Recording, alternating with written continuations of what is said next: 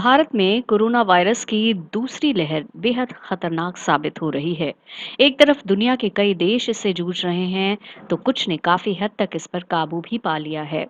इस बीच कुछ देश ऐसे भी हैं जो इस वायरस के जन्म या कहीं शुरुआत को लेकर एक खास तरफ इशारा कर रहे हैं।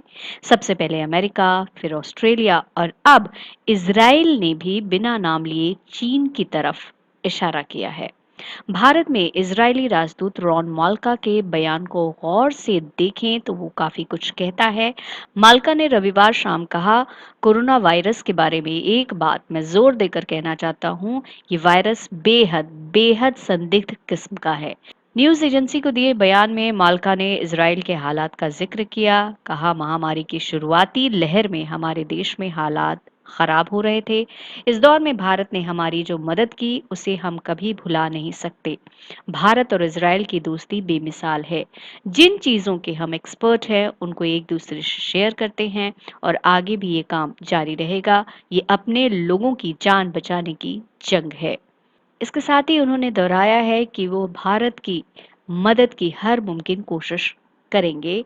उन्होंने कहा, हम उनको सबसे अच्छे मेडिकल इक्विपमेंट सप्लाई कर रहे हैं। हमारे यहाँ प्राइवेट कंपनियां भी इक्विपमेंट्स कलेक्ट कर भारत भेज रही हैं।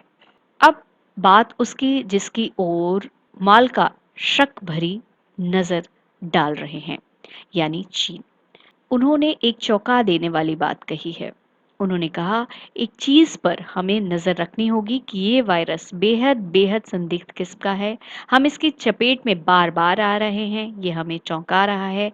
आप इसराइल को ही देख लीजिए, हमने इस वायरस की 3 लहरों का सामना किया। ये महामारी किसी गलत तरफ इशारा कर रही है। हालांकि ये सिर्फ वक्त की बात है। जब सभी लोगों को वैक्सीन मुहैया हो जाएगी तो हालात सुधर जाएंगे। जिस तरह की बात माल्का ने कही है, ठीक उसी तरह की बात ऑस्ट्रेलिया के एक अखबार ने अपनी एक्सक्लूसिव रिपोर्ट में कहा था।